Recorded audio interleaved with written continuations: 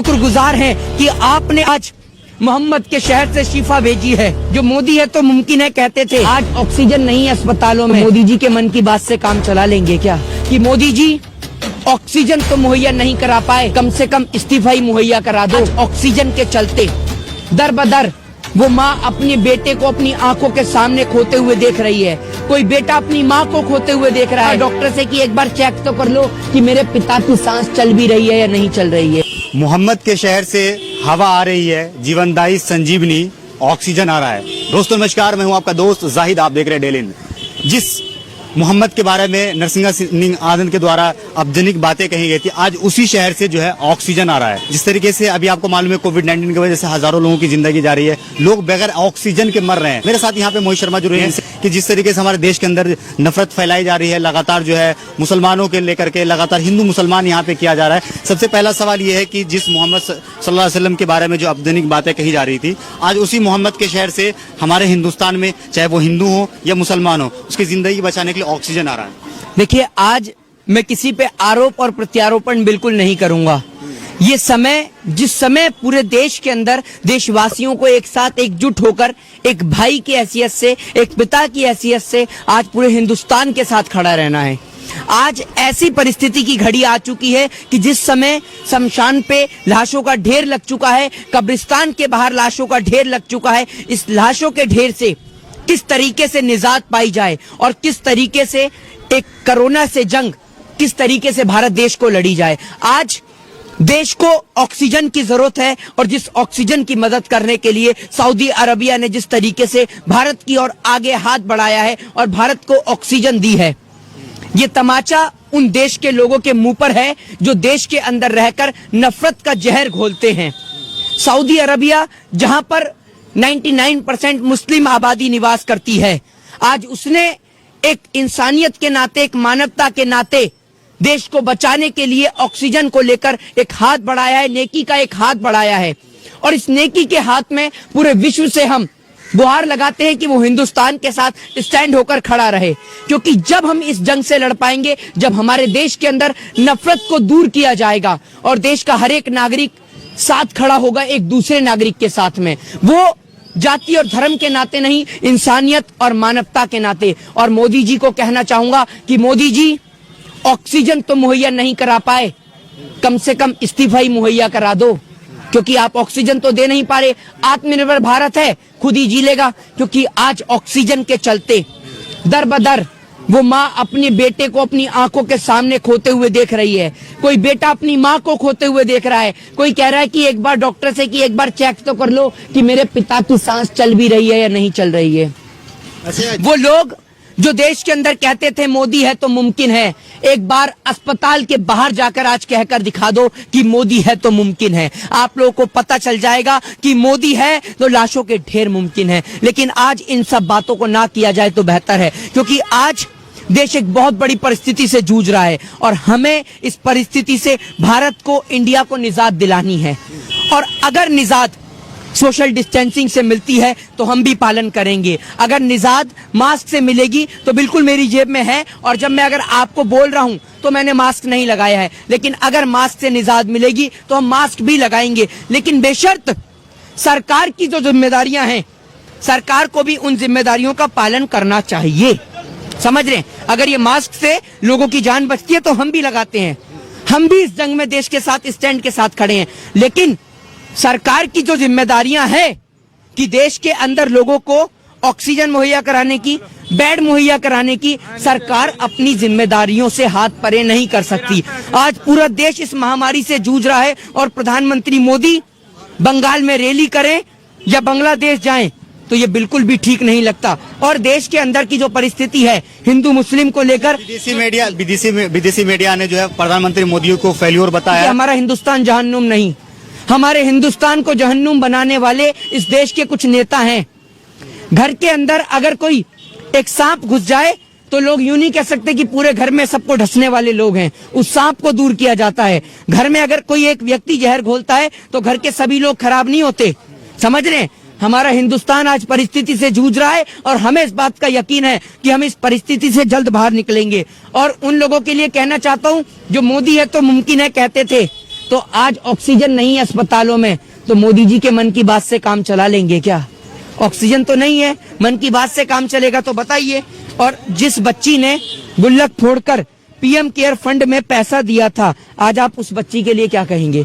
आज उस बच्ची को ऑक्सीजन का सिलेंडर मुहैया नहीं हो पा रहा है, तो क्या ये हमारे देश के लिए एक गंभीर प्रश्न और सवाल खड़ा नहीं होता? और आपको एक बात बता दूं कि भैया देश के अंदर देश के गृह मंत्री, बाप बंगाल में, बेटा आईपीएल में और देश आईसीयू में है। यानी देश के गृह मंत्री जी या बंगाल में रैलियां कर रहे हैं, उनका बेटा आईपीएल देख रहा है और पूरा देश आईसीयू में जूझ रहा है, लेकिन इन्हें कोई भी रद्दी भर फर्क नहीं पड़ता। लेकिन देशवासियों से निवेदन है कि आज हिंदू मुस्लिम सिख ईसाई छोड़कर आज हिंदुस्तान को बचाने के नाते आप सभी एकजुट होइए, एक साथ खड़े होइए और देश में एक नेकी की मिसाल को कायम करिए, क्योंकि अगर वतन नहीं रहेगा तो आप और हम लड़ाई कहां करेंगे? तो अगर हमें लड़ाई जो भी है उस लड़ाई को भूल के आज नेकी का एक रास्ता अपनाना है, लोगों को गले से लगाना है। अगर कोई अस्पताल में मजबूर है तो उसकी मदद कीजिए, कोई भूखा है तो रोटी दीजिए, प्यासा है तो पानी दीजिए, और अगर आप ऑक्सीजन मुहैया करा सकते हैं तो ऑक्सीजन मुहैया कराइए, उन्हें बेड दिला सकते हैं तो बेड दिलाइए। योगी आदित्यनाथ जो है लगातार ये दावा कर रहे हैं कि यूपी के अंदर, उत्तर प्रदेश के अंदर सब कुछ ठीक चल रहा है, यहाँ पे हॉस्पिटल भी है, यहाँ पे बेड भी है, वेंटिलेटर भी है, सब कुछ ठीक चल रहा है। देखिए, नो कमेंट्स, कुछ नहीं बोलना चाहूंगा उसके लिए। आज आपको लगता है कि देश में लाशों का अंबार लग चुका है, और आज भी अगर हम आरोप और प्रत्यारोपण करें तो बहुत गलत है। हमारी चुप्पी उनके मुंह पे कड़ा तमाचा है, देश के नेताओं पे कड़ा तमाचा है। जिस बाप ने बेटे को खो दिया, उस बाप के दर्द को आप नहीं समझ पाएंगे, देश के नेता नहीं समझ पाएंगे। समझ रहे हैं? सिर्फ सांत्वना देने से कुछ नहीं होगा। आप एक बात मुझे बताइए, इनको ये पता है कि पाकिस्तान में रेट कितना है टमाटर का? इन्हें ये पता है कि देश के अंदर पाकिस्तान के कितने जवान मरते हैं? इन्हें ये पता है पाकिस्तान में रोटी में क्या बन रहा है, सब्जी में क्या बन रही है, इमरान कहाँ घूमने जा रहा है? लेकिन इनके पास इस बात का आंकड़ा नहीं कि हिंदुस्तान में कितने लोग मर गए। मोदी मीडिया लगातार सरकार की नाकामी क्यों छुपा रही है? वो आपकी और मेरी दिखाएगी क्या? मोदी मीडिया सरकार के हाथों बिक चुकी है। अंबानी अडानी के चैनल से ये बात आप कब समझेंगे? आज देश को एक होने की जरूरत है, और इस महामारी में हिंदुस्तान को, हिंदुस्तानियों की जरूरत है, पूरे मुल्क की जरूरत है। और एक बार सऊदी अरबिया का और जो तमाम मुल्क हिंदुस्तान के साथ खड़े हैं, उनका तहे दिल से हम शुक्रिया अदा करते हैं, शुक्रगुजार हैं कि आपने आज मोहम्मद के शहर से शिफा भेजी है। वो शिफा जो आज लोगों की जान बचा रही है, ये आज बहुत बड़ा नेकी का काम है। क्या वो वैसे ये जान सिर्फ मुस्लिमों की नहीं, हिंदुओं की भी बच रही है, सिखों की भी बच रही है, ईसाइयों की भी बच रही है। क्या वो जो लोग नफरत फैलाते हैं उनके मुंह पर तमाचा, जैसे नरसिंहा सिंह आनंद हो गया, जो नफरत फैलाते हैं दूसरे धर्म को लेकर? हम भी हिंदू हैं, हमारे भी आज भाइयों की जान बच रही है अस्पताल के अंदर, मुस्लिम भाइयों की भी जान बच रही है। और ये थोड़ी है कि अगर आज सऊदी अरबिया से ऑक्सीजन आई है तो आप हिंदू और मुस्लिम के नाते वो लेने को मना कर देंगे। जो रेमडेसिविर जो इंजेक्शन है, जो बहुत जो सिप्ला कंपनी का जो इंजेक्शन है, वो सिप्ला कंपनी मुस्लिम की है, तो क्या आप इंजेक्शन लेने से मना कर देंगे? नहीं ना। तो नफरत को दूर करिए, लोगों को गले लगाइए, और प्यार एक ऐसी चीज है, प्रेम एक ऐसी चीज है कि अगर हिंदुस्तान एक साथ खड़ा होगा तो हम किसी भी जंग से लड़ सकते हैं, चाहे वो हिंदुस्तान को बचाने की लड़ाई हो, चाहे फिर वो आजादी की लड़ाई हो। आखिरी सवाल है, प्रधानमंत्री मोदी पश्चिम बंगाल के अंदर रैली करते तो मास्क नहीं लगाते, वहीं पर अगर एक रूम के अंदर बंद होकर मीटिंग करते तो वहां पे मास्क। देखिए, ये बात मैं भी जानता हूं कि 5 रुपए वाले मास्क से कोरोना रुकने वाला नहीं है, लेकिन अगर देश को लगता है, देश के बीजेपी के नेताओं को लगता है कि इससे कोरोना रुकेगा, सोशल डिस्टेंसिंग से कोरोना रुकेगा, तो हम आपके साथ हैं।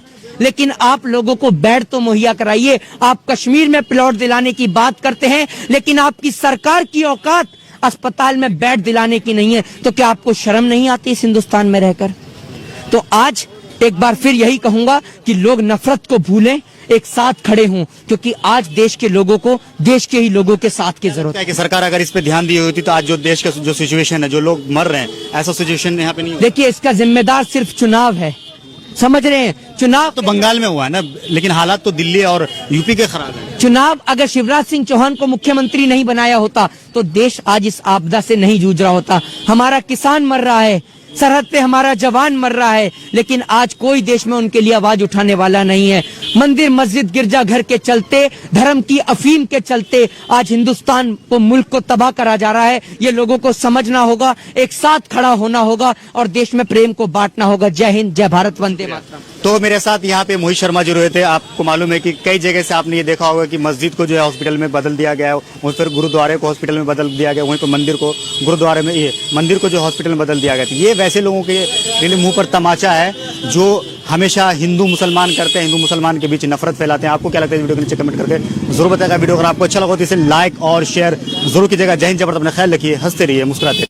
कई जगह से आपने ये देखा होगा कि मस्जिद को जो है हॉस्पिटल में बदल दिया गया है, वहीं पर गुरुद्वारे को हॉस्पिटल में बदल दिया गया, वहीं पर मंदिर को गुरुद्वारे में, ये मंदिर को जो हॉस्पिटल में बदल दिया गया। तो ये वैसे लोगों के लिए मुंह पर तमाचा है जो हमेशा हिंदू मुसलमान करते हैं, हिंदू मुसलमान के बीच नफरत फैलाते हैं। आपको क्या लगता है इस वीडियो के नीचे कमेंट करके जरूर बताएगा। वीडियो अगर आपको अच्छा लगा तो इसे लाइक और शेयर जरूर कीजिएगा। जय हिंद, जय भारत, अपना ख्याल रखिए, हंसते रहिए, मुस्कुराते रहिए। शुक्रगुजार हैं कि आपने आज मोहम्मद के शहर से शिफा भेजी है। जो मोदी है तो मुमकिन है कहते थे, आज ऑक्सीजन नहीं है अस्पतालों में। मोदी जी के मन की बात से काम चला लेंगे क्या? कि मोदी जी ऑक्सीजन तो मुहैया नहीं करा पाए, कम से कम इस्तीफा ही मुहैया करा दो। ऑक्सीजन के चलते दर बदर वो माँ अपने बेटे को अपनी आंखों के सामने खोते हुए देख रही है। कोई बेटा अपनी माँ को खोते हुए देख रहा है। डॉक्टर से कि एक बार चेक तो कर लो कि मेरे पिता की सांस चल भी रही है या नहीं चल रही है। मोहम्मद के शहर से हवा आ रही है, जीवनदायी संजीवनी ऑक्सीजन आ रहा है। दोस्तों नमस्कार, मैं हूं आपका दोस्त जाहिद, आप देख रहे हैं डेलिन। जिस मोहम्मद के बारे में नरसिंहा सिंह आनंद के द्वारा अपजनिक बातें कही गई थी, आज उसी शहर से जो है ऑक्सीजन आ रहा है। जिस तरीके से अभी आपको मालूम है कोविड-19 की वजह से हजारों लोगों की जिंदगी जा रही है, लोग बगैर ऑक्सीजन के मर रहे हैं। मेरे साथ यहाँ पे मोहित शर्मा जो रहे हैं कि जिस तरीके से हमारे देश के अंदर नफरत फैलाई जा रही है, लगातार जो है मुसलमानों के लेकर के लगातार हिंदू मुसलमान यहाँ पे किया जा रहा है। सबसे पहला सवाल ये है कि जिस मोहम्मद सल्लल्लाहु अलैहि वसल्लम के बारे में जो अपजनिक बातें कही जा रही थी, आज उसी मोहम्मद के शहर से हमारे हिंदुस्तान में, चाहे वो हिंदू हो या मुसलमान हो, उसकी जिंदगी बचाने के लिए ऑक्सीजन आ रहा है। देखिए, आज मैं किसी पे आरोप और प्रत्यारोपण बिल्कुल नहीं करूंगा। ये समय, जिस समय पूरे देश के अंदर देशवासियों को एक साथ एकजुट होकर एक भाई की हैसियत से, एक पिता की हैसियत से आज पूरे हिंदुस्तान के साथ खड़ा रहना है। आज ऐसी परिस्थिति की घड़ी आ चुकी है कि जिस समय शमशान पे लाशों का ढेर लग चुका है, कब्रिस्तान के बाहर लाशों का ढेर लग चुका है, इस लाशों के ढेर से किस तरीके से निजात पाई जाए और किस तरीके से एक कोरोना से जंग, किस तरीके से भारत देश को लड़ी जाए। आज देश को ऑक्सीजन की जरूरत है और जिस ऑक्सीजन की मदद करने के लिए सऊदी अरबिया ने जिस तरीके से भारत की ओर आगे हाथ बढ़ाया है और भारत को ऑक्सीजन दी है, ये तमाचा उन देश के लोगों के मुंह पर है जो देश के अंदर रहकर नफरत का जहर घोलते हैं। सऊदी अरबिया, जहां पर 99% मुस्लिम आबादी निवास करती है, आज उसने एक इंसानियत के नाते, एक मानवता के नाते देश को बचाने के लिए ऑक्सीजन को लेकर एक हाथ बढ़ाया है, नेकी का एक हाथ बढ़ाया है। और इस नेकी के हाथ में पूरे विश्व से हम गुहार लगाते हैं कि वो हिंदुस्तान के साथ स्टैंड होकर खड़ा रहे, क्योंकि जब हम इस जंग से लड़ पाएंगे, जब हमारे देश के अंदर नफरत को दूर किया जाएगा और देश का हर एक नागरिक साथ खड़ा होगा एक दूसरे नागरिक के साथ में, वो जाति और धर्म के नाते नहीं, इंसानियत और मानवता के नाते। और मोदी जी को कहना चाहूंगा कि मोदी जी, ऑक्सीजन तो मुहैया नहीं करा पाए, कम से कम इस्तीफा ही मुहैया करा दो, क्योंकि आप ऑक्सीजन तो दे नहीं पा रहे। आत्मनिर्भर भारत है, खुद ही जी लेगा, क्योंकि आज ऑक्सीजन के चलते दर बदर वो माँ अपने बेटे को अपनी आंखों के सामने खोते हुए देख रही है।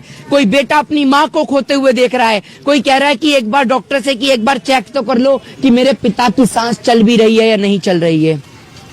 वो लोग जो देश के अंदर कहते थे मोदी है तो मुमकिन है, एक बार अस्पताल के बाहर जाकर आज कहकर दिखा दो कि मोदी है तो मुमकिन है। आप लोगों को पता चल जाएगा कि मोदी है तो लाशों के ढेर मुमकिन है। लेकिन आज इन सब बातों को ना किया जाए तो बेहतर है, क्योंकि आज देश एक बहुत बड़ी परिस्थिति से जूझ रहा है और हमें इस परिस्थिति से भारत को, इंडिया को निजात दिलानी है। और अगर निजात सोशल डिस्टेंसिंग से मिलती है तो हम भी पालन करेंगे। अगर निजात मास्क से मिलेगी तो बिल्कुल मेरी जेब में है, और जब मैं अगर आपको बोल रहा हूं तो मैंने मास्क नहीं लगाया है, लेकिन अगर मास्क से निजात मिलेगी तो हम मास्क भी लगाएंगे। लेकिन बेशर्त सरकार की जो जिम्मेदारियां हैं, सरकार को भी उन जिम्मेदारियों का पालन करना चाहिए। समझ रहे हैं? अगर ये मास्क से लोगों की जान बचती है तो हम भी लगाते हैं, हम भी इस जंग में देश के साथ, स्टैंड के साथ खड़े हैं। लेकिन सरकार की जो जिम्मेदारियां हैं कि देश के अंदर लोगों को ऑक्सीजन मुहैया कराने की, बेड मुहैया कराने की, सरकार अपनी जिम्मेदारियों से हाथ परे नहीं कर सकती। आज पूरा देश इस महामारी से जूझ रहा है और प्रधानमंत्री मोदी बंगाल में रैली करें या बांग्लादेश जाएं तो ये बिल्कुल भी ठीक नहीं लगता। और देश के अंदर की जो परिस्थिति है हिंदू मुस्लिम को लेकर, विदेशी मीडिया ने जो है प्रधानमंत्री मोदी को फेल्योर बताया। हमारा हिंदुस्तान जहन्नुम नहीं, हमारे हिंदुस्तान को जहन्नुम बनाने वाले इस देश के कुछ नेता हैं। घर के अंदर अगर कोई एक सांप घुस जाए तो लोग यूं नहीं कह सकते कि पूरे घर में सबको ढसने वाले लोग हैं, उस सांप को दूर किया जाता है। घर में अगर कोई एक व्यक्ति जहर घोलता है तो घर के सभी लोग खराब नहीं होते। समझ रहे हैं? हमारा हिंदुस्तान आज परिस्थिति से जूझ रहा है और हमें इस बात का यकीन है कि हम इस परिस्थिति से जल्द बाहर निकलेंगे। और उन लोगों के लिए कहना चाहता हूं जो मोदी है तो मुमकिन है कहते थे, तो आज ऑक्सीजन नहीं है अस्पतालों में, तो मोदी जी के मन की बात से काम चला लेंगे क्या? ऑक्सीजन तो नहीं है, मन की बात से काम चलेगा तो बताइए। और जिस बच्ची ने गुल्लक फोड़कर पीएम केयर फंड में पैसा दिया था, आज आप उस बच्ची के लिए क्या कहेंगे? आज उस बच्ची को ऑक्सीजन का सिलेंडर मुहैया नहीं हो पा रहा है, तो क्या ये हमारे देश के लिए एक गंभीर प्रश्न और सवाल खड़ा नहीं होता? और आपको एक बात बता दूं कि भैया देश के अंदर देश के गृह मंत्री, बाप बंगाल में, बेटा आईपीएल में और देश आईसीयू में है।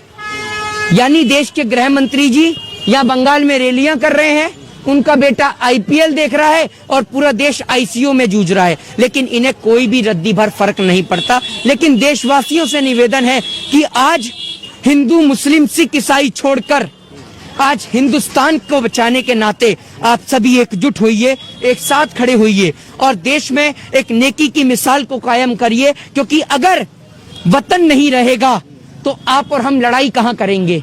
तो अगर हमें लड़ाई जो भी है उस लड़ाई को भूल के आज नेकी का एक रास्ता अपनाना है, लोगों को गले से लगाना है। अगर कोई अस्पताल में मजबूर है तो उसकी मदद कीजिए, कोई भूखा है तो रोटी दीजिए, प्यासा है तो पानी दीजिए। और अगर आप ऑक्सीजन मुहैया करा सकते हैं तो ऑक्सीजन मुहैया कराइए, उन्हें बेड दिला सकते हैं तो बेड दिलाइए। योगी आदित्यनाथ जो है लगातार ये दावा कर रहे हैं कि यूपी के अंदर, उत्तर प्रदेश के अंदर सब कुछ ठीक चल रहा है, यहाँ पे हॉस्पिटल भी है, यहाँ पे बेड भी है, वेंटिलेटर भी है, सब कुछ ठीक चल रहा है। देखिए, नो कमेंट्स, कुछ नहीं बोलना चाहूंगा उसके लिए। आज आपको लगता है कि देश में लाशों का अंबार लग चुका है और आज भी अगर हम आरोप और प्रत्यारोपण करें तो बहुत गलत है। हमारी चुप्पी उनके मुंह पे कड़ा तमाचा है, देश के नेताओं पे कड़ा तमाचा है। जिस बाप ने बेटे को खो दिया उस बाप के दर्द को आप नहीं समझ पाएंगे, देश के नेता नहीं समझ पाएंगे। समझ रहे हैं? सिर्फ सांत्वना देने से कुछ नहीं होगा। आप एक बात मुझे बताइए, इनको ये पता है कि पाकिस्तान में रेट कितना है टमाटर का? इन्हें ये पता है कि देश के अंदर पाकिस्तान के कितने जवान मरते हैं? इन्हें ये पता है पाकिस्तान में रोटी में क्या बन रहा है, सब्जी में क्या बन रही है, इमरान कहाँ घूमने जा रहा है? लेकिन इनके पास इस बात का आंकड़ा नहीं कि हिंदुस्तान में कितने लोग मर गए। गोदी मीडिया लगातार सरकार की नाकामी क्यों छुपा रही है? वो आपकी और मेरी दिखाएगी क्या? गोदी मीडिया सरकार के हाथों बिक चुकी है। अंबानी अडानी के चैनल से ये बात आप कब समझेंगे? आज देश को एक होने की जरूरत है और इस महामारी में हिंदुस्तान को, हिंदुस्तानियों की जरूरत है, पूरे मुल्क की जरूरत है। और एक बार सऊदी अरबिया का और जो तमाम मुल्क हिंदुस्तान के साथ खड़े हैं उनका तहे दिल से हम शुक्रिया अदा करते हैं, शुक्रगुजार हैं कि आपने आज मोहम्मद के शहर से शिफा भेजी है। वो शिफा जो आज लोगों की जान बचा रही है, ये आज बहुत बड़ा नेकी का काम है। क्या वो वैसे ये जान सिर्फ मुस्लिमों की नहीं, हिंदुओं की भी बच रही है, सिखों की भी बच रही है, ईसाइयों की भी बच रही है। क्या वो जो लोग नफरत फैलाते हैं उनके मुंह पर तमाचा, जैसे नरसिंहा सिंह आनंद हो गया, जो नफरत फैलाते हैं दूसरे धर्म को लेकर? हम भी हिंदू हैं, हमारे भी आज भाइयों की जान बच रही है अस्पताल के अंदर, मुस्लिम भाइयों की भी जान बच रही है। और ये थोड़ी है कि अगर आज सऊदी अरबिया से ऑक्सीजन आई है तो आप हिंदू और मुस्लिम के नाते वो लेने को मना कर देंगे। जो रेमडेसिविर जो इंजेक्शन है, जो बहुत जो सिप्ला कंपनी का जो इंजेक्शन है, वो सिप्ला कंपनी मुस्लिम की है, तो क्या आप इंजेक्शन लेने से मना कर देंगे? नहीं ना। तो नफरत को दूर करिए, लोगों को गले लगाइए। और प्यार एक ऐसी चीज है, प्रेम एक ऐसी चीज है कि अगर हिंदुस्तान एक साथ खड़ा होगा, तो हम किसी भी जंग से लड़ सकते हैं, चाहे वो हिंदुस्तान को बचाने की लड़ाई हो, चाहे फिर वो आजादी की लड़ाई हो। ये आखिरी सवाल है, प्रधानमंत्री मोदी पश्चिम बंगाल के अंदर रैली करते तो मास्क नहीं लगाते, वहीं पर अगर एक रूम के अंदर बंद होकर मीटिंग करते तो वहां पे मास्क देखिए, ये बात मैं भी जानता हूं कि 5 रुपए वाले मास्क से कोरोना रुकने वाला नहीं है, लेकिन अगर देश को लगता है, देश के बीजेपी के नेताओं को लगता है कि इससे कोरोना रुकेगा, सोशल डिस्टेंसिंग से कोरोना रुकेगा, तो हम आपके साथ हैं। लेकिन आप लोगों को बेड तो मुहैया कराइए। आप कश्मीर में प्लॉट दिलाने की बात करते हैं, लेकिन आपकी सरकार की औकात अस्पताल में बेड दिलाने की नहीं है, तो क्या आपको शर्म नहीं आती इस हिंदुस्तान में रहकर? तो आज एक बार फिर यही कहूंगा कि लोग नफरत को भूलें, एक साथ खड़े हों, क्योंकि आज देश के लोगों को देश के ही लोगों के साथ की जरूरत है कि सरकार अगर इस पे ध्यान दी होती तो आज जो देश का जो सिचुएशन है, जो लोग मर रहे हैं, ऐसा सिचुएशन यहाँ पे नहीं। देखिए, इसका जिम्मेदार सिर्फ चुनाव है, समझ रहे हैं? चुनाव तो बंगाल में हुआ है ना, लेकिन हालात तो दिल्ली और यूपी के खराब है। चुनाव अगर शिवराज सिंह चौहान को मुख्यमंत्री नहीं बनाया होता तो देश आज इस आपदा से नहीं जूझ रहा होता। हमारा किसान मर रहा है, सरहद पे हमारा जवान मर रहा है, लेकिन आज कोई देश में उनके लिए आवाज उठाने वाला नहीं है। मंदिर मस्जिद गिरजा घर के चलते, धर्म की अफीम के चलते आज हिंदुस्तान को, मुल्क को तबाह करा जा रहा है। ये लोगों को समझना होगा, एक साथ खड़ा होना होगा और देश में प्रेम को बांटना होगा। जय हिंद, जय भारत, वंदे मातरम।